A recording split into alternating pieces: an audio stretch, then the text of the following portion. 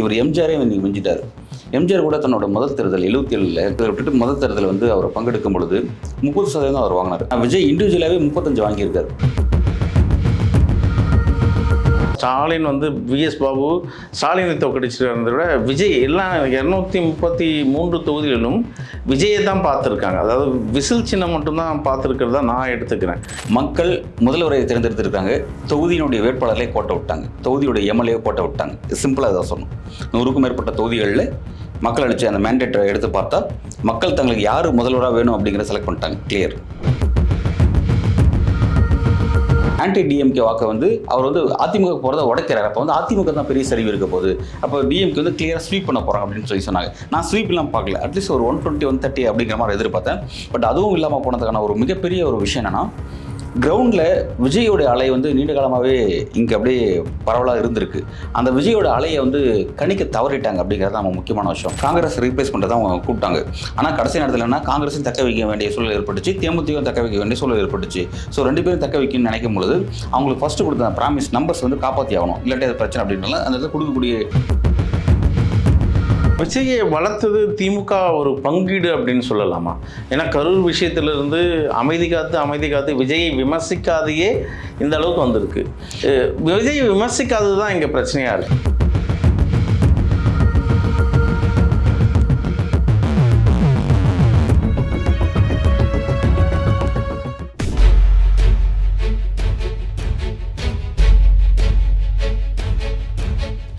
நேயர்களுக்கு வணக்கம். இன்றைய நேர்காணலில் நம்மோடு இணைந்திருக்கிறார் ஊடகவியலாளர் திரு அன்பழகன் அவர்கள். வணக்கம். வணக்கம்.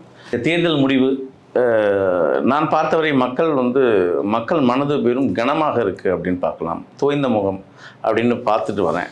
உங்களோட பார்வை எப்படி இருக்குது? இந்த தேர்தல் முடிவு மக்களோட நிலைப்பாடு எப்படி பார்க்குறீங்க? 2 அதிர்ச்சிகரமான விஷயம். ஃபஸ்ட்டு தேர்தல் முடிவே அதிர்ச்சிகரமான விஷயம். ஏன் அப்படின்னா, பிரதான திராவிட கட்சிகள் 2 கட்சிகளையுமே இன்றைக்கி வந்து ஆட்சியர்கள் அமர முடியல. இதுக்கு முன்பு அப்படி கிடையாது. ஏதாவது ஒரு பிரதான கட்சி, ஒரு திராவிட கட்சி ஆட்சியில் உட்காரும், இன்னும் திமுகவோ இல்லை அதிமுக உட்காரவும். ஆனால் இந்த மாதிரி 2 கட்சியும் ஆட்சியில் உட்கார முடியாத ஒரு சூழல் ஏற்பட்டிருக்கு. புதிதாக தமிழக வெற்றி கழகம் அப்படின்ற ஒரு கட்சி வந்து முதல் முறையாக 2 ஆண்டுகள் தான் தேர்தல் அனுபவமே இருக்குது, 2 ஆண்டுகள் அரசியல் அனுபவமே இருக்குது. அந்த கட்சி விஜய் அவர்கள் ஒரு என்ன சொல்கிறது, இன்ஃபேக்ட் விஜயுடைய அந்த அவர் இன்றைக்கி நிகழ்த்திருக்க அந்த மேஜிக் இருக்குது பார்த்தீங்களா, அவர் எம்ஜிஆரே மிஞ்சிட்டார். எல்லோரும் வந்து எம்ஜிஆர் ரேஞ்சா ஒரு விஜயகாந்த் ரேஞ்சா அப்படின்னு சொல்லி கம்பேர் பண்ணாங்க. இவர் எம்ஜிஆரே இன்னைக்கு மிஞ்சிட்டார். எம்ஜிஆர் கூட தன்னோட முதல் தேர்தல் 77ல் இடைத்தேர்தல் விட்டுருங்க, இடைத்தேர்தல் விட்டுட்டு முதல் தேர்தல் வந்து அவர் பங்கெடுக்கும் பொழுது 30% அவர் வாங்கினார். 33 கூட்டணி கட்சிகளை சேர்த்து 33 வாங்கினார். ஆனால் விஜய் இண்டிவிஜுவலாகவே 35 வாங்கியிருக்காரு. 34.92, ஆல்மோஸ்ட் 35 பாயிண்ட் சம்திங் வித்தியாசம், 35% இண்டிவிஜுவலாக. எம்ஜிஆர் இண்டிவிஜுவலாக அவர் அச்சீவ் பண்ணல. எம்ஜிஆர் இண்டிவிஜுவலாக அதிமுக, அவர் தலைமையிலான அதிமுக 30% தான். சிபிஎம் கட்சி, ஃபார்முலா கட்சி இவங்கெல்லாம் கூட்டணி வச்சுக்கிட்டு அவர் வந்து 33% வாங்கினார். ஸோ வந்து விஜய் வந்து ஒரு சாதனை தான், தாவேக்காவோட ஒரு சாதனையாக பார்க்க. விஜயோட சாதனை கம்ப்ளீட்டாக தாவேக்க கட்சி கூட சொல்ல விரும்பல. ஏன் தெரியுமா, அந்த கட்சிக்கு எந்த விதமான கட்டமைப்பு இல்லைன்னு தான் பார்க்குறேன். ஏன்னா நம்ம வந்து அந்த கட்சியினுடைய ஆக்டிவிட்டிஸ் நம்ம நிறைய பார்த்துட்டே இருக்கோம். அந்த கட்சிக்கு இருக்கக்கூடிய பாரம்பரிய கட்சிகள் இருக்கிற மாதிரியான எந்த விதமான ஒரு இன்ஃப்ராஸ்ட்ரக்சருமே இல்லாத கட்சி தான் அதை பார்க்குறோம். எந்த விதமான அடிப்படை இலக்கணமே அந்த கட்சிக்கு இல்லை அப்படின்னு தான் நம்ம பார்க்குறோம். இன்ஃபேக்ட் ஏன் என்ன சொல்ல வரேன்னா, இன்றைக்கி வெற்றி பெற்ற பல வேட்பாளர்கள் விஜயை பார்த்ததே இல்லை. விஜய் அவர்கள் கேண்டிடேட் அவர் பார்த்ததே இல்லை. கேண்டிடேட் விஜய் பார்த்ததில்லை, விஜய் கேண்டிடேட்டை பார்த்ததில்லை. அவங்க எல்லாத்தையும் இனிமேல் அவர் பார்க்க போகிறார் அப்படிங்கிற மாதிரி தான் போயிட்டுலாம். வெற்றி பெற்று வந்ததுக்கப்புறம் தான் ஒவ்வொருத்தரையும் பர்சனலாக மீட் பண்ண போகிறார். இதுவரையும் வந்து அவர் பர்சனலாக பல பேர் மீட் பண்ணவே இல்லை அப்படிங்கிறது தான் அங்கேருந்து வரக்கூட செய்தியாக இருக்குது. ஸோ அதனால் வந்து தாவேக்காங்கிற கட்சியை வந்து நம்ம பேச வேண்டாம். கம்ப்ளீட்டாக இது விஜய்க்கு கிடைச்ச, விஜயோடைய ஃபேஸுக்கு கிடைச்ச அப்படிங்கிற அந்த ஒரு அதுக்கு தான் வந்து கிடைச்சிருக்க இவ்வளோ ஒரு வெற்றி. அதான் இது வந்து பெரிய அதிர்ச்சிகரமான விஷயம். ஃபர்ஸ்ட் அதிர்ச்சி. 2வது அதிர்ச்சி வந்து தமிழ்நாட்டோட முதல்வர் ஸ்டாலின் அவர்களே தான் போட்டியிட்ட குளத்தூர் தொகுதியில் தோல்வி அடைஞ்சிருக்காரு அப்படிங்கிறது. அது இன்னொரு அதிர்ச்சிகரமான செய்தி. இந்த அதிர்ச்சி எனக்கு மட்டும் இல்லை, குளத்தூர் தொகுதி மக்களே இதை பதிவு செய்கிறாங்க. குளத்தூர் மக்கள்கிட்ட போய்ட்டு நாங்கள் ஃபீல்டு விசிட் பண்ணிகிட்டு இருக்கோம். குளத்தூரில் போகும்போது மக்கள் என்ன சொல்கிறோன்னா, உண்மையில் வந்து ஸ்டாலின் அவர்கள் தோக்கத்தை நாங்கள் எதிர்பார்க்கவே இல்லைங்க, தொகுதி நிறைய செஞ்சுருக்கிறார் அவர், தொகுதி செய்யாத, அதாவது ஸ்டாலின் அவர்கள் நான் என்னோட விஷயம் அப்படின்னா, ஸ்டாலினை முதல்வராக விமர்சனம் பண்ணால் நிறைய விமர்சனம் பண்ணலாம். எஸ், நிறைய இஷ்யூஸை வந்து அவர் கவனிக்கல, அந்த மாதிரியான இஷ்யூஸ் இருக்குது, அது ஒரு பக்கம். ஆனால் எம்எல்ஏவாக ஸ்டாலினை மதிப்பிட்டால் அவர் குட் தான், நல்லா பண்ணியிருக்காரு. மேபி அதில் இன்னும் கொஞ்சம் இம்ப்ரூவ் பண்ண வாரம் ஒரு முறை தொகுதியை போய் பார்த்தோம். அது வந்து ஒரு விஐபி தொகுதியா, சிஎம் தொகுதிங்கிற ஒரு விஐபி தொகுதி. அப்போ கட்டாயமாக வந்து அங்கே வந்து மற்ற எல்லா தொகுதியிலும் போகிறத விட கூடுதலான சில இன்ஃப்ராஸ்ட்ரக்சர் வந்து அந்த தொகுதி கட்டாயமாக போகும். நிறைய காலேஜஸ் கட்டியிருக்காரு, குழந்தைங்களுக்கு ஸ்விம்மிங் பூல் கட்டியிருக்காரு, நிறைய லைப்ரரிஸ் ஏற்படுத்தி வச்சிருக்காரு. தொகுதி வந்து ஒரு மாடல் தொகுதி மாதிரி அவர் மாற்றினார், நல்லா பண்ணார். ஸோ வந்து என்னால் வந்து அதை ப்ரிடிக்ட் பண்ணவே முடியல. பாபு வந்து புரசைவாக்கம் தொகுதியினுடைய முன்னாள் எம்எல்ஏ, திமுக எம்எல்ஏ இருந்தவர் தான். அதாவது மாவட்ட செயலாளர் தொகுதியோட எம்எல்ஏ இருந்தார். அப்புறம் வந்து புரசைவாக்கம் தொகுதி வந்து மறுசீரமைக்கப்பட்டு குளத்த தொகுதி உருவானதுக்கு அப்புறம் வந்து 2011 ஸ்டாலின் அங்கே வெற்றி பெறும்போது ரொம்ப இழுபறி தான் வெற்றி பெற்றார். கடைசி நேரத்தில் வெற்றி பெற்றார். சைதை துரைசாமி அங்கே வந்து தோல்வி அடைகிறது. அப்போ வந்து என்ன, அந்த இடத்துல பர்ஃபார்மன்ஸ் வந்து பாபு சரியாக பண்ணலை அப்படின்றதுனால வந்து அவர் வந்து திமுகலேருந்து ஓரம் கட்டுறாங்க. அந்த ஒரு விரக்தி அவர் என்ன பண்ணார், உடனே அங்கேருந்து வெளியேறி அதிமுக போகிறாரு. அப்புறம் அதிமுக அங்கே ஒரு பிரச்சனை, அவர் டிடிவி தினகரன் ஆதரவு ஸ்டாண்ட் எடுத்ததுனால அப்புறம் அங்கேருந்து எடப்பாடி பழனிசாமி வெளியேற்றுறாரு. அப்புறம் தாவேக்காக்கு வந்து இணைகிறாரு. இன்னைக்கு தாவேக்காவுடைய அவர் என்ன சொல்கிறது, இப்போ அன்றைக்கமாக வந்து அவர் ஒரு அமைச்சர்னா அவருக்குலாம் ஒரு பெரிய அமைச்சர் கொடுத்து அவரை கௌரவிப்பாங்க அப்படின்னு தான் நான் பார்க்குறேன். ஏன்னா ஸ்டாலின் அவர்களே தோற்கடிச்சிருக்காரு. ஸோ வந்து இதெல்லாம் அவளுக்கு பாபுக்கு கிடைச்ச வெற்றி இல்லை. அதுதான் நீங்கள் இப்போ சொன்னீங்க இல்லையா, ஸ்டாலின் வந்து விஎஸ் பாபு ஸ்டாலினை தோற்கடிச்சிருக்கிறத விட விஜய் எல்லாம் 233 தொகுதிகளிலும் விஜயை தான் பார்த்துருக்காங்க. அதாவது விசில் சின்னம் மட்டும்தான் பார்த்துருக்கிறதா நான் எடுத்துக்கிறேன். அங்கே கேண்டிடேட் யாருமே, அங்கே வாக்களித்தவர்கள் கேண்டிடேட் நேம் கூட தெரியாது தான் வாக்கு கொடுத்துருக்காங்க. அது என்னோட யூகத்தின்படி விஜயோட முகமாக தான் இந்த அவர் குறிப்பிட்டது போல் எல்லா தொகுதியிலும் நான் தான் நிற்கிறேன் அப்படின்ற ஒரு வார்த்தை இருக்கு இல்லையா, அது எல்லாருக்கும் போய் சேர்ந்துருக்கு அப்படின்னும் நான் எடுத்துக்கிறேன். உண்மைதான், நீங்கள் சொல்கிறது உண்மைதான். அதாவது சிம்பிளாக இந்த எலெக்ஷனுடைய முடிவை பற்றி ஒரு லைனில் சொல்கிறதா இருந்தால், மக்கள் முதல்வரை தேர்ந்தெடுத்திருக்காங்க, தொகுதியினுடைய வேட்பாளர்களை கோட்டை விட்டாங்க, தொகுதியுடைய எம்எல்ஏ கோட்டை விட்டாங்க. சிம்பிளாக இதை சொல்லணும். 100க்கும் மேற்பட்ட தொகுதிகளில் மக்கள் அளித்த அந்த மேண்டேட்டை எடுத்து பார்த்தா மக்கள் தங்களுக்கு யார் முதல்வராக வேணும் அப்படிங்கிறத செலக்ட் பண்ணிட்டாங்க, கிளியர் விஜய். ஆனால் தங்கள் தொகுதியுடைய எம்எல்ஏ கோட்டை விட்டாங்க அப்படிங்கிறது தான் இதோடைய ஒரு லைன் தான் புரிஞ்சுக்கலாம். இப்போ நம்ம முக்கியமாக பேசப்பட வேண்டிய விஷயம் வந்து விஜயோட வெற்றிக்கு பின்னாடி ஒரு மிராக்கிள், ஒரு மேஜிக்கல் மிராக்கிள் நடந்திருக்கு அப்படின்னு பார்வை இருக்குது. ஆனால் இங்கே திமுக எந்த இடத்துல கோட்டை விட்டுது, அது தோல்வியே எங்கேருந்து ஸ்டார்ட் ஆகிருக்கு அப்படின்னு இது ரொம்ப முக்கியமான விஷயம். இப்போ இதை தான் டிஸ்கஸ் பண்ணோம். இப்படி வந்து திமுக இந்த அளவுக்கு சருகுனதுக்கான காரணம் என்ன? ஏன்னா வந்து 4 கார்னர் ஃபைட்டு அப்படின் போது வந்து அது ஆளுங்கட்சிக்கு எதிரான ஆன்டி இன்கம்பன்சி 4 உடையும் போது திமுக தான் மீண்டும் ஆட்சி கைப்பற்ற இருக்குது அப்படிங்கிறதான் அரித்மெட்டிக் தெரிஞ்ச ஃபீல்டில் இருக்கக்கூடிய எக்ஸ்பர்ட்ஸ் எல்லாருமே வந்து கணிச்சது. இதை தான் கணிச்சாங்க. அதுவும் விஜய் அவரோட வருகைங்கிறது அவர் வந்து ஆன்டி டிஎம்கே வாக்கை வந்து அவர் வந்து அதிமுக போகிறத உடைக்கிறார். அப்போ வந்து அதிமுக தான் பெரிய சரிவு இருக்க போகுது, அப்போ டிஎம்கே வந்து கிளியராக ஸ்வீப் பண்ண போகிறாங்க அப்படின்னு சொல்லி சொன்னாங்க. நான் ஸ்வீப்லாம் பார்க்கல, அட்லீஸ்ட் ஒரு 120 130 அப்படிங்கிற மாதிரி எதிர்பார்த்தேன். பட் அதுவும் இல்லாமல் போனதுக்கான ஒரு மிகப்பெரிய ஒரு விஷயம் என்னென்னா, கிரவுண்டில் விஜயோட அலை வந்து நீண்ட காலமாகவே இங்கே அப்படியே பரவலாக இருந்திருக்கு. அந்த விஜயோட அலையை வந்து கணிக்க தவறிட்டாங்க அப்படிங்கிறது நம்ம முக்கியமான விஷயம். அதாவது விஜய்க்கு கூடுற கூட்டம் வந்து அவ்வளோ ஓட்டாக மாறுமா, ஃபஸ்ட்டு அவருக்கு கூடுற கூட்டம் அவ்வளோத்துக்கும் ஓட்டு இருக்கா, இப்படின்னா நம்ம பேசிக்கிட்டு இருந்தோம். இதுதான் வந்து டிஸ்கஷன், 2 டிஸ்கஷன். அவருக்கு கூடுற கூட்டத்துக்கு அவ்வளோத்துக்கும் ஓட்டு இருக்கா, ரெண்டாவது அந்த அவ்வளவுமே ஓட்டாக மாறுமா. ஆனால் இந்த கூட்டத்தை தாண்டி இன்றைக்கி வந்து போலிங் பதிவாயிருக்கு அப்படிங்கிறதான் விஷயம். கிட்டத்தட்ட வந்து 1,70,00,000 மேற்பட்ட வாக்குகள் வாங்கியிருக்காரு. அவர் தான் லீடிங், 35%, ஆல்மோஸ்ட் 35%. ரெண்டாவது வந்து டிஎம்கே வந்திருக்காங்க, 1,19,00,000 வாக்குகள் அவங்க வாங்கியிருக்காங்க. கிட்டத்தட்ட 24.2% அவங்கள வருது. மூன்றாவது இடத்துக்கு வந்து 1,04,00,000 வாக்குகள் வந்து அதிமுக வாங்கியிருக்காங்க. அவங்க வந்து கிட்டத்தட்ட வந்து ஒரு 21.5% இப்படி தான் வந்திருக்கு. ஸோ வந்து இப்போ இதில் என்னென்னா, டிஎம்கே எப்படி இந்த இடத்துல தோல்வி சந்திச்சாங்க, இப்படி ஒரு தோல்வி எங்கே சந்திச்சாங்கன்னா, இது வந்து உண்மையிலே வந்து திமுகக்கான தோல்வியான்னு தெரியல, திமுகவை காட்டிலும் டிவிக்கே குறிப்பாக விஜயுடைய அந்த பர்ஃபார்மன்ஸ், அந்த பர்ஃபார்மன்ஸ் அந்த அலை இருக்குல்ல, இது வந்து விஜய் அசஸ் பண்ணி யாரும் வாக்களிக்கல. ஏன்னா விஜய்கிட்ட அரசியலே இல்லை. 2 வருஷமாக நம்ம அவர்கிட்ட விமர்சிச்சது என்னன்னா, அவர்கிட்ட அரசியல் இல்லாமல் போதும் விமர்சம். அப்படி இருக்கும்போது இது அரசியலுக்காக கிடைச்ச வாக்கு. இது அந்த தேர்தல் முடிவுங்கிறது, இது தேர்தல்ங்கிறது அரசியல் இந்த ஜனநாயக தேர்தலுங்கிறது அரசியல் நிகழ்வு. இது வந்து ஒரு சினிமா பட காட்சி கிடையாது, இது கம்ப்ளீட்டாக ஒரு அரசியல் நிகழ்வு. ஆனால் இங்கே அளித்த வாக்குகள், விஜய்க்கு இந்த அளவுக்கு வந்த வாக்குகள் அவ்வளவும் பார்த்தீங்கன்னா, இது விஜயோட அரசியலுக்கு கிடைச்ச வாக்குகள் இல்லை. இது வந்து என்னென்னா வந்து ஒரு என்ன சொல்கிறது, ஒரு நடிகருக்கு கிடைச்ச வாக்கு, நடிகருடைய ஃபேமுக்கு கிடைச்ச வாக்கு அப்படிங்கிறதான் பார்க்குறோம். ஏன்னா ஒரு அரசியலாக மக்கள் கஷ்டப்படும்போது மக்கள் கூட நின்று மக்களுக்காக எந்த மாதிரியான ஆக்டிவிட்டியும் அவர் செய்யவே இல்லை. அந்த ஒரு விஷயத்தை தான் அந்த தன்னோட ஃபெமிலியர் ஃபேஸ் மூலமாக அவர் வந்து ஒரு மேஜிக் நிகழ்த்திட்டார் அப்படின்னு பார்க்குறேன். இன்னொன்று என்னென்னா, இதில் ஒரு முக்கியமான ஒரு மேட்டர், இது ஒரு விஷயம் இருக்குது. இந்த ஆட்சி தோற்றத்துக்கு ஏன் அப்படின்ற பேசும்பொழுது பார்த்தீங்கன்னா, குறிப்பாக பெண்களுக்கான பாதுகாப்பில் வந்து இந்த ஆட்சி நிறைய இடத்துல கோட்டை விட்டாங்க. அது ஒரு முக்கியமான விஷயம். நான் பல இடங்களில் பெண்கள்கிட்ட பேசும்போது பெண்கள் குறிப்பிட்ட விஷயம் என்னென்னா, விஜய் பெண்களுக்கு பாதுகாப்பு தரேன்னு சொல்கிறார் அப்படிங்கிறாங்க. ஸோ வந்து இப்போ ரீசெண்டாக எலெக்ஷன் முன்னாடி வந்து தூத்துக்குடியில் ஒரு பெண் வந்து ஒரு படிக்கக்கூடிய ஒரு பெண் வந்து பாலியல் வன்கொடுமை செய்ய கொல்லப்பட்ட ஒரு விஷயம், படிக்கிற பொண்ணு, 12வது படிக்கிற பொண்ணு அது. அப்புறம் இந்த அண்ணா யூனிவர்சிட்டியில் இந்த யார் அந்த சார்ன்ற பிரச்சனை. அப்புறம் வந்து இங்கே திருவள்ளூர் மாவட்டத்தை பக்கத்தில் ஒரு பொண்ணு வந்து அதுவும் ஸ்கூல் பொண்ணு தான், அதுவும் 2 நாளாக வந்து கற்பழிக்கப்பட்டு கடத்தி கொண்டு போயிட்டாங்க அந்த பொண்ணை. அது ஒரு பெரிய இஷ்யூவாக மாறிச்சு. இந்த மாதிரி வந்து பார்த்தீங்கன்னா அங்கொன்றும் இங்கொன்றும் பல இடங்களில் பார்த்தீங்கன்னா வந்து ஸ்கூலில் பெண்களுக்கு படிக்கக்கூடிய பெண்களுக்கு பாதுகாப்பு இல்லாமல் இருக்குது. இந்த மாதிரியான இஷ்யூஸ் ரிப்பீட்டடாக நடந்துகிட்டே இருந்துச்சு. அப்போ வந்து சட்டம் ஒழுங்கு, பெண்களுக்கு பாதுகாப்பு அப்படிங்கிறதா வந்து ஒரு முக்கியமான ஒரு ரோல் ஆகிருக்கு. இது விஜய் ஏதோ என்ஷூர் பண்ணுறாரு, விஜய் பாதுகாப்பு கொடுக்குறாரு அப்படிங்கிற மாதிரி விஜய் மீதான நம்பிக்கையாக ஒன்று வந்திருக்கு.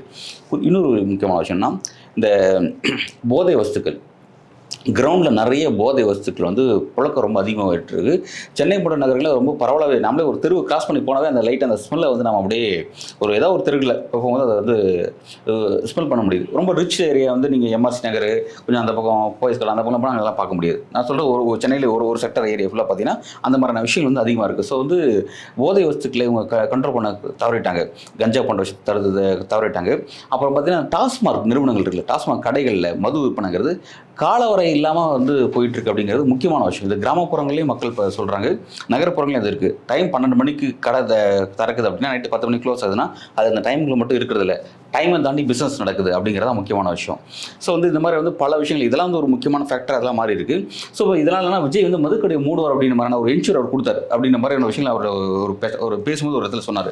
ஸோ அதுக்கும் விஜய் மீதான ஒரு ஆதரவு திரும்பி இருக்குது. இந்த மாதிரியான பல காரணங்கள் வந்து விஜய்க்கு திரும்பி இருக்குது.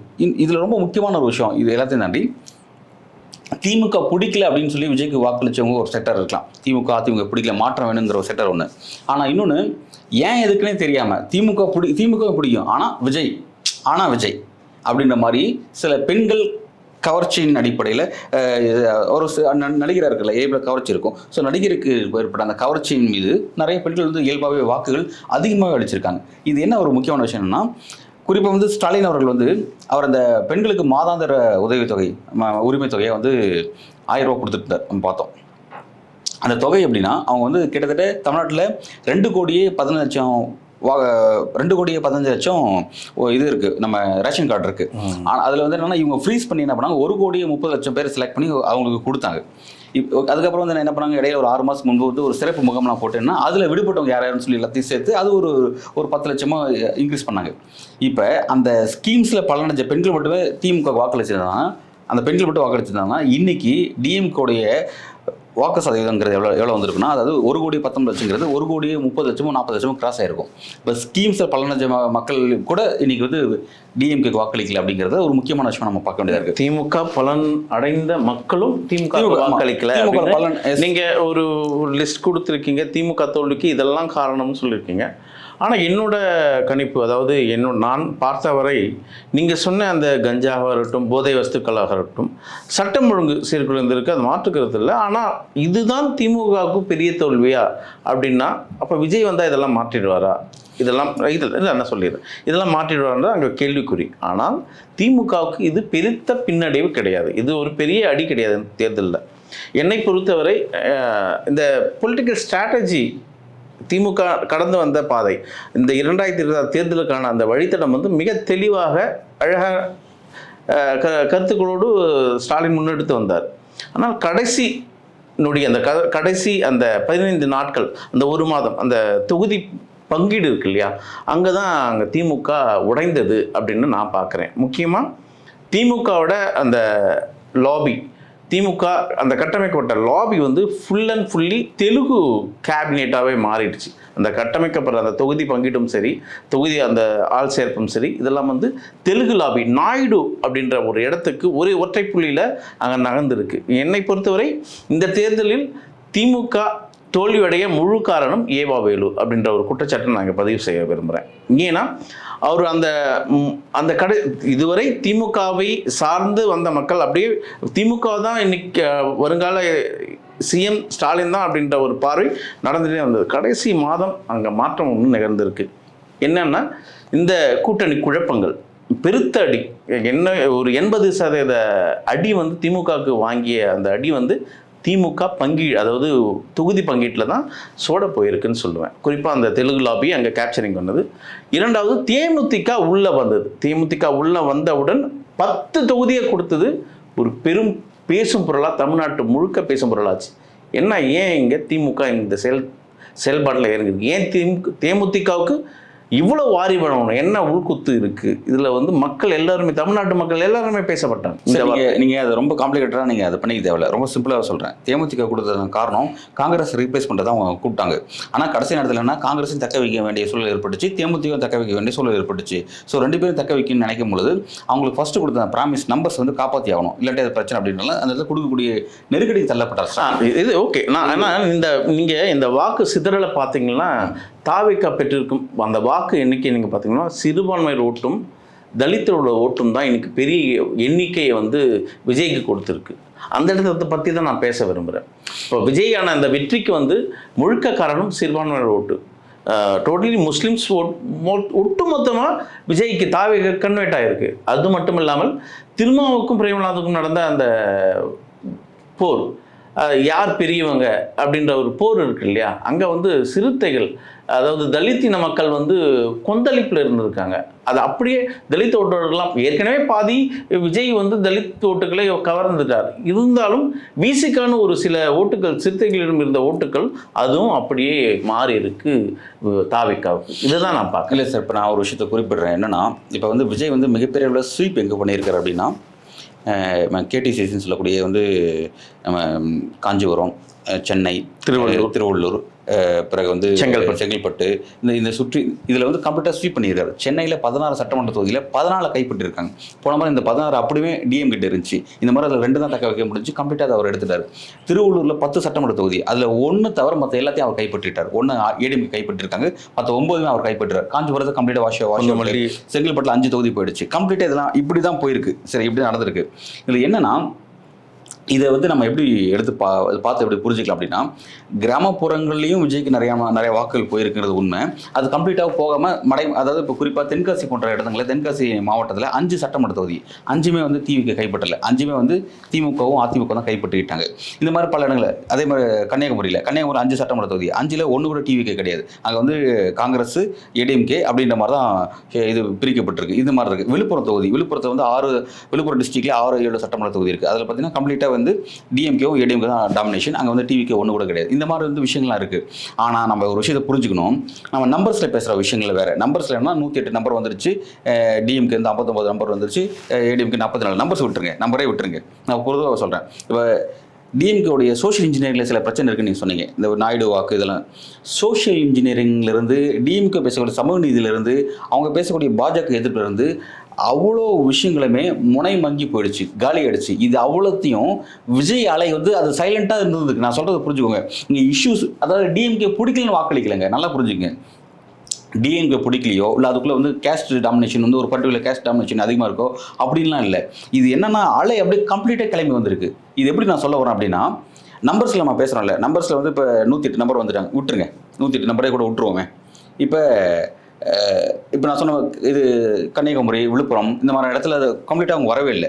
ஆனால் அந்த இடத்துல பார்த்தீங்கன்னா 2வது பெரிய கட்சி இவங்க தான் உட்காந்துருக்காங்க. ரொம்ப ரேரன் கேஸில் 3வது இடத்துக்கு போயிருக்காங்க. அதாவது ஃபர்ஸ்ட் இடம் டிஎம்கே வராங்க, அல்லது ஏடிஎம்கே வராங்க, ஓகே வச்சுக்கோங்க, வெற்றி பெற இடத்துல. அந்த இடத்துல பார்த்தீங்கன்னா டிவிகே 2வது இடத்துல இருக்காங்க, ரொம்ப அதிகபட்சம் 3வது இடத்துக்கு போகிறாங்க. எனக்கு தெரிஞ்சு எல்லா இடங்கள்லையுமே பார்த்தீங்கன்னா அந்த தொகுதியினுடைய பதிவான வாக்குகளில் கிட்டத்தட்ட 1/3 அப்படி இல்லாட்டி மினிமம் 25% அவங்க 25% கிராஸ் பண்ணுறாங்க எல்லா இடத்துலையும். எடுத்து நீங்கள் இன்னைக்கு காலையில் எடுத்து எல்லா பேப்பரும் எடுத்து பாருங்கள், ஒவ்வொரு தொகுதியில் பதிவான வாக்குகள் அதில் எவ்வளோ டிவிகே கிடச்சிருக்கு அப்படின்னு பார்த்தா பதிவான எல்லா இடத்துலையுமே 25% அவங்க கிராஸ் பண்ணுறாங்க. 50% கிராஸ் பண்ணுற இடத்துல வெற்றி, அவங்க 60% கிராஸ் பண்ணுறது வெற்றி. மாதாவரத்தில் வந்து பார்த்தீங்கன்னா வந்து 95,000 வாக்கில் வெற்றி பெறாங்க. சோழிங்கநல்லூர் தொகுதி இருக்கிறதுல பெரிய தொகுதி, தமிழ்நாட்டில் பெரிய தொகுதி சோழிங்கநல்லூர் தொகுதி. 1,00,000 சொச்ச வாக்குகள் வெற்றி வித்தியாசம், பெரிய தொகுதி. யார் எதிரில் டிஎம்கே வீழ்த்துறாங்க. ஸோ வந்து இந்த விஷயம் வந்து ஒரு அலையாக வந்திருக்கு. இந்த அலை என்னன்னா, அவங்ககிட்ட வந்து டிஎம்கே எப்படி சோஷியல் இன்ஜினியரிங் பண்ணி வச்சிருக்காங்க, அவங்க சமூக நீதி எப்படி காப்பாற்றுனாங்க, நம்மளுக்கான விஷயம் இது எதுவுமே பார்க்கலங்க. இது ஒரு அலைங்க. இந்த அலையை வந்து நம்ம இது எப்படி சொல்கிறது, மேபி எனக்கு என்ன, நான் இப்போ இவங்க எங்கே கோட்டை விட்டாங்க நம்ம எப்படி பேசலாம் அப்படின்னா, விஜய்க்கு இவ்வளோ ஒரு கிரவுண்ட் லெவலில் அலை திறன் இருக்குது அப்படிங்கிறத நீங்கள் எங்கே அசஸ் பண்ண தவறுனீங்க? உளவுத்துறையோட டியூட்டி அதுதான். உளவுத்துறை எப்படின்னா ஒரு ஆட்சி எப்பவுமே காப்பாற்றுறது தான் அந்த டியூட்டி. ஆட்சிக்கு எதிரான விஷயங்கள் எல்லாத்தையுமே வந்து கம்ப்ளீட்டாக அந்த ஏன்னா அதையும் பார்ப்பாங்க. தன் கட்சியை காப்பாற்றுறது ஆட்சியை காப்பாற்றுற வரைக்கும் உளவுத்துறை மூலம் தான் அவங்க பார்ப்பாங்க. அது எல்லா கட்சியும் செய்கிறது தான். அது எல்லாமே வழக்கமாக செய்கிறது. அது விட்டுருங்க. நீங்கள் அது செஞ்சிருந்தீங்க கிரவுண்டில் செஞ்சிருந்தீங்கன்னா விஜய் கூற கூட்டத்துக்கு ஓட்டு இருக்கா இல்லை அந்த அந்த அவ்வளவுமே ஓட்டை மாறுமா அப்படின்லாம் பேசுவாங்க. இவ்வளோ ஒரு அலை கிரவுண்டில் இருந்திருக்கு. இந்த அலையை வந்து அவங்க கவனிக்கவே தவறிட்டாங்க அப்படின்னு பார்க்க முடியும். விஜயை வளர்த்தது திமுக ஒரு பங்கீடு அப்படின்னு சொல்லலாமா? ஏன்னா கரூர் விஷயத்திலிருந்து அமைதி காத்து விஜயை விமர்சிக்காதையே இந்த அளவுக்கு வந்திருக்கு. விஜய் விமர்சிக்காதது தான் இங்கே பிரச்சனையாக இருக்கா? அது 2 விஷயத்த செஞ்சுருக்காங்க டிஎம்கே. என்ன பண்ணாங்கன்னா வந்து டிஎம்கே வெளிப்படையாகவே ஒரு நாகரிக அரசியலை மெயின்டைன் பண்ணுவாங்க. விஜயை டச்சே பண்ண மாட்டாங்க. விஜய் பேர் குறித்து பேசவே மாட்டாங்க. 2வது அமைச்சர்கள் 2வது கட்டத்தில் இருக்க அமைச்சர்கள் 3வது கட்டத்தில் இருக்க அமைச்சர்லாம் விஜயை குறித்தோ இல்லை தாவகை குறித்தோ பேசுவாங்க. இவங்களாம் ஸ்டாலின் அவர்களோ உதயநிதி அவர்களோ அது மேலே டாப் மோஸ்ட் அமைச்சர்லாம் பார்த்து அந்த அவரை கண்டு காணாமல் போவாங்க. ஆனால் இது எப்படி ஒரு தோற்றத்தை ஒரு நாகரிக தோற்றம் மெயின்டைன் பண்ணுறாங்களோ அதே மாதிரி பார்த்தீங்கன்னா இன்டெரக்டாக இவங்களோட ப்ராக்சியை வச்சு ரொம்ப மோசம் அடிப்பாங்க விஜய். அது ரொம்ப ரொம்ப எக்ஸ்ட்ரீம் போகும். அது வந்து ரொம்ப விஜய் கழுவி ஊற்றும். விஜய் ரொம்ப அது ரொம்ப அது மாதிரி ஒரு மாதிரி போகும். இது 2த்தையுமே தான் டிஎம்கே செஞ்சாங்க. ஆனால் என்னோட விஷயம் என்னென்னா கரூர் போன்ற விஷயத்தில் அவங்க நடவடிக்கை எடுத்துக்கலான்னு ஒரு விஷயம் சொல்கிறாங்க. அது அந்த மாதிரி விஷயமோ இல்லை நிறைய விஷயங்கள் வாய்ப்பு கிடைச்சிருக்கு. நடவடிக்கை எடுத்து அவங்க இது பண்ணுறதுக்கான வாய்ப்பு கிடைச்சிருக்கு. அதெல்லாம் டச் பண்ணாமல் போனதுக்கான காரணம் என்னன்னா இன்னொரு விஷயம் டிஎம்கே காலத்தில் ஒருத்தர் டச் பண்ணி வளர வச்சுற அந்த அரசியல் நடந்திருக்கு. அதாவது அரசியல் என்னன்னா ஒருத்தர் டச் பண்ணி வீழ்த்திடுறது ஒரு யுக்தி. அதே போல் டச் பண்ணி அவங்களை பெரிய ஆளாக்குறது ஒரு யுக்தி. ஸோ வந்து அந்த யுக்தி நம்ம வந்து விஜய்க்கு கொடுத்துடக்கூடாது அப்படின்னு நம்ம நினச்சாங்க. உதாரணத்துக்கு வந்து பார்த்தீங்கன்னா சவுக்கு சங்கர் வந்து இந்த ஆட்சியினுடைய விமர்சனத்தை வந்து ஊழல் விஷயத்தை வந்து பல இடங்களில் கோடிட்டு காமிச்சு ரொம்ப அந்தளவுக்கு விமர்சித்து பேசினார். ஆனால் அப்படிப்பட்ட சவுக்கு சங்கரை வந்து சட்டப்பூர்வமாக வந்து இவங்க கடுமையாக வந்து நெருக்கடிக்குள்ளாக்கினாங்க. நம்ம பார்த்தோம், பல இடங்களில் பார்த்தோம். அதெல்லாம் என்ன ஒரு செக் அப்சர்வர் மாதிரி நீங்கள் அது எடுத்துக்கலாம். அவர் என்ன சொல்கிறாருன்னு கேட்டு அந்த பிரச்சனை சரி பண்ணுற விஷயத்தை நீங்கள் கவனிச்சிடலாம். தவிர அப்படி பேசுகிற நபரே இருக்கக்கூடாதுன்னு நீங்கள் நினைக்கும் போது உங்களுக்கு எதிரான ஊழல் விஷயங்கள், உங்கள் அமைச்சர்களுக்கு எதிரான ஊழல் விஷயங்கள், உங்கள் அமைச்சரோட அந்த மாவட்ட செயலரோட அராஜகங்கள் இருக்குல்ல, இதெல்லாம் உங்களுக்கு வந்து உங்களால் பார்க்க முடியாமல் போயிருச்சு. மேபி நீங்கள் வந்து அதாவது குறிப்பாக வந்து எதிர்க்கட்சியோட பத்திரிகை ரெகுலராக படிச்சிருந்தா கூட நம்ம வந்து அதெல்லாம் உணர்ந்துருக்கலாம். தினமன்ற பத்திரிகையோ தீக்கதிர் போன்ற பத்திரிகை ரெகுலராக எழுதுவாங்க. அதெல்லாம் கவனிச்சிருந்தா கூட ஓகே இங்கெல்லாம் பிரச்சனை இருக்கா, இந்த மாவட்டத்தில் இந்த பிரச்சனை இருக்கா. ஏன்னா பல இடங்களில் மாவட்ட செயலர்கள் தோற்றுருக்காங்க. சிட்டிங் அமைச்சர்கள் 16 அமைச்சர்கள் தோற்றுருக்காங்க இந்த எலெக்ஷனில், இன்க்ளூடிங் ஸ்டாலின் முதல் கொண்டு 16 அமைச்சர்கள் தோற்றுருக்காங்க. 13 அமைச்சர்கள் தோற்றுருக்காங்க. ஸோ வந்து அப்படி இருக்கும்போது வந்து இதில் மாவட்ட செயலாளர்கள் முதல் பலரும் தோற்றுருக்காங்க. இப்படிலாம் இருக்கும்போது என்னன்னா இவங்க வந்து தங்களுக்கு எதிரான ஒரு விஷயம் எங்கேயும் ஒன்று அங்கொன்றும் இங்கொன்றுமா இருக்குது. இதெல்லாம் எப்படி சரி பண்ணலாம்? மேபி இதெல்லாம் சரி பண்ணியிருந்தா கூட இவ்வளோ வெற்றிருமான்னு தெரியல. ஆனால் அதெல்லாம் அதெல்லாம் கொஞ்சம் சரி செஞ்சிருந்தா விஜயோட நம்பர்ஸ் 100க்கு மேலே போயிருக்கு. அது கொஞ்சம் ஷட் டவுன் பண்ணியிருந்துருக்கலாம். அது வந்து ஒரு 80, 90 அப்படின்ற அளவில் வந்து அதை கொஞ்சம் ரிஸ்ட்ரிக்ட் பண்ணியிருக்க முடியும். அதுக்கான வாய்ப்பு இருக்குது. ஸோ அதுதான் வந்து நான் இது வந்து ஓரளவு முக்கியமாக இந்த 2026 தமிழ்நாடு அசெம்பிளி தேர்தலை பொறுத்தவரை சோஷியல் மீடியாவும் ஊடகம் ஒரு பெரிய பங்காற்றி இருக்குது விஜய்க்கு. விஜயோட வெற்றிக்கு முக்கிய காரணம் ஊடகம் சோஷியல் மீடியாவும் அப்படின்ற ஒரு பாயிண்ட்டுக்கு இங்கே வரும். ஏன்னா விஜயோட அந்த பிரச்சாரம் எங்கேயும் களத்தில் கிடையாது, சோஷியல் மீடியாவில் தான் இருக்குது அப்படின்ற ஒரு பார்வை. இதை எப்படி பார்க்குறது? அது 100% உண்மை. சோஷியல் மீடியாவில் வந்து என்னன்னா குறிப்பாக அந்த சைலண்ட் பீரியட்னு சொல்லுவாங்க. அந்த பிரச்சாரம் முடிஞ்சதுக்கப்புறம் ஓட்டு போடுற வரையும் ஒரு சைலண்ட் மெயின்டைன் பண்ணணும் அப்படிங்கிறது. ஆனால் அந்த சைலண்ட் பீரியடில் தான் டிவிக்கோடைய சோஷியல் மீடியாவோட ப்ரொபகண்டா ரொம்ப அதிகமாக இருந்துச்சு. அதை ரசிக்கவே முடியல. பல கேண்டிடேட் வந்து களத்தில் பிரச்சாரம் பண்ணலை. அவங்கெல்லாம் இங்கே வெற்றி அதை பல கேண்டிடேட்டுக்கு போக முடியல. பிரச்சாரம் செய்வதற்கு போன்ற அளவுக்கு போதில் காசு இல்லை, காசு வசதி இல்லை. ஏன்னா வந்து திமுக அதிமுகலாம் போகிறாங்க அப்படின்னா வந்து கூட வரக்கூடிய ஒரு 50 பேர் வருவாங்க. அவங்களாம் சாப்பாடு வாங்கி கொடுத்து அவங்களெல்லாம் அன்றாட பராமரிக்கணும். அவங்க போகும்போது கையில் வந்து 200, 300 கொடுத்து அனுப்பணும். இதெல்லாம் ஒரு செலவுகள் இருக்குது. இந்த மாதிரியான செலவுகளை பல கேண்டிடேட்ஸ் எல்லாம் செய்யவே முடியல. அப்போ அந்த இடத்துல வந்து விஜயோட ஃபேஸ் தான் வந்திருக்கணும், அவங்க தொகுதிக்கு வந்திருக்கணும். ஆனால் அந்த மாதிரி விஜய் வரவே இல்லை. எனக்கு தெரிஞ்சு 234 தொகுதிகளில் விஜய் அந்த தொகுதியில் என்ட்ராயிட்டு வந்தார் அப்படின்னா அந்த தொகுதியில் லைட்டாக அப்படி போயிட்டு வந்திருப்பார் அப்படின்னு பார்த்தா கிட்டத்தட்ட ஒரு 50லேருந்து ஒரு 80 தொகுதிகள் இருக்கலாம். 50 தொகுதியில் அதிகபட்சம் அதிகம் தான் நினைக்கிறேன். இது தாண்டி இருக்காது. இப்படி இருந்தே இவங்க வந்து இந்த வெற்றி செஞ்சுருக்காங்க, இந்த இடத்துக்கு வந்து செஞ்சுருக்காங்க. ஸோ வந்து இப்போ இதுக்கு முக்கிய காரணம் நீங்கள் சொன்ன சோஷியல் மீடியாவோட ரோல் பெரிய அளவு. அதே போல் வந்து ஸ்பெசிஃபையாக பேர் சொல்லி சொல்கிறதா தான் வந்து தமிழ்நாட்டில் இருக்கக்கூடிய சில சேட்டலைட் சேனல்ஸ், புதிய தலைமுறை, பாலிமர் போன்ற சில சேனல்ஸ் வந்து விஜய்க்கான அந்த இம்பார்ட்டன்ஸ், அவங்களுடைய டிஆர்பி ரேட்டிங் ஏற்ற மாதிரியான ஒரு இம்பார்ட்டன்ஸ் அவங்க கொடுத்தாங்க. அதே மாதிரி நேஷனல் மீடியாவில் வந்து NDTV உள்ளிட்ட சில சேனல்ஸ் வந்து அவங்களோட இம்பார்ட்டன்ஸ் கொடுத்தாங்க. ஸோ வந்து இதெல்லாம் வந்து எல்லாம் ஒரு மீடியாவோட ரோலுங்கிறது ஒரு முக்கியமான ஒரு பெரிய ஹைப் கொடுத்துச்சு. அது சோஷியல் மீடியா, சேட்டலைட் மீடியா இதெல்லாம் சேர்ந்தது வந்து விஜய்க்கு வந்து ஒரு 100 விஷயத்தை கொடுத்துச்சு. எனக்கு என்ன ஆச்சரியமான விஷயம் நான் இங்கே இருக்குன்னு பார்க்குறேன்னா, விஜய்கிட்ட இந்த அளவுக்கு அரசியல் தெளிவின்மை தன்மை இருக்குது. அரசியல் தெளிவே இல்லை, அரசியலே இல்லை. ஒருவேளை இந்த 2 விஷயத்தில் ஒரு 4 இடங்களில் ஒரு பெரிய போராட்டத்தை, மக்கள் திரள் போராட்டத்தை, ஏதாவது ஒரு விஷயத்தை, இப்போ மதுரை வந்து டங்ஸ்டன் எடுக்கிறதுக்கு எதிராக மக்கள் போராடினாங்க, அவங்களோட இறங்கி அரட்டைப்பட்டியில் ஒரு போராட்டம், அதே மாதிரி வந்து தூய்மை பணிகள் இங்கே போராட்டம், இவங்களோட உட்காந்து ஒரு இது, இந்த மாதிரி அங்கொன்று இங்கொன்று நிறைய இருக்கு. எஸ்ஐஆர் இருந்தது, இருக்கு இல்லை இருக்கு. அதான் நிறைய நான் செலக்டிவாக மக்கள் கஷ்டப்படும், மக்கள் போராடும் போது அங்கே ஒன்று இங்கே ஒன்றுமா ஒரு 3 இடத்துல தமிழ்நாட்டில் ஒரு உட்காந்து போராடிட்டு ஒரு காட்சியில் செஞ்சுட்டு, அதே மாதிரி எல்லா தொகுதி விசிட் பார்த்தா எல்லா தொகுதியும் போகாமல் கூட ஒரு மாவட்டத்தில் அத்தனை தொகுதி எம்எல்ஏ அத்தனை தொகுதியுடைய வேட்பாளர்களையும் ஒரே மேடைக்கு வர வச்சு ஜெயலலிதா அவர்கள்லாம் செய்வாங்க. கடந்த கலைஞரும் செஞ்சுருக்காங்க, போக முடியாத இடத்துல அப்படி செய்வாங்க. அந்த மாதிரிலாம் நீங்கள் செஞ்சுருந்தீங்க கம்ப்ளீட்டாக ஒரு 150 வந்துருப்பாரு நினைக்கிறேன். இப்படி செஞ்சிருந்தா இனிமேல் தொங்கு சபை அமைஞ்சிருக்காது. இவர் இந்த அளவுக்கு மக்கள்கிட்டே போல, மக்களே சந்திக்கல, ஜஸ்ட் இவர் போவார், டைலாக்கே கிடையாது, இவர் மட்டும் தான் பேசுவார், யார்கிட்டையும் வருவது, அதாவது மக்கள் சந்திக்கும் நிகழ்ச்சின்னு சொல்லுவார். மக்களை சந்திக்கும் நிகழ்ச்சினா மக்கள் சந்திச்சு பேசிக்கிறதா நிகழ்ச்சி. ஆனால் மக்கள் சந்திக்கிறது என்னன்னா இவர் மட்டும் தான் பேசுவார், மக்கள் இவர்கிட்ட பேசவே முடியாது, அப்படி தான் இருக்கும் நிகழ்ச்சிக்குங்க. அந்த மாதிரி இருக்கும்போதே இவருக்கு வந்து 100+ வந்து நம்பர்ஸ் கிடைக்குது அப்படின்னா, மேபி மக்கள்கிட்ட டைலாக் பண்ணுற மாதிரியான ஒரு விஷயங்கள், மக்கள்கிட்ட ஒரு மனு வாங்கி நான் ஆட்சி வந்து அதெல்லாம் செய்கிறேன் அப்படின்ற மாதிரியான சில காட்சிகள். இவர் என்ன சொன்னார்னா, நான் வெற்றி பெற்றதுக்கப்புறம் நான் எல்லா ஏரியாவுக்கும் வரேன்னு இவரே சொன்னார்.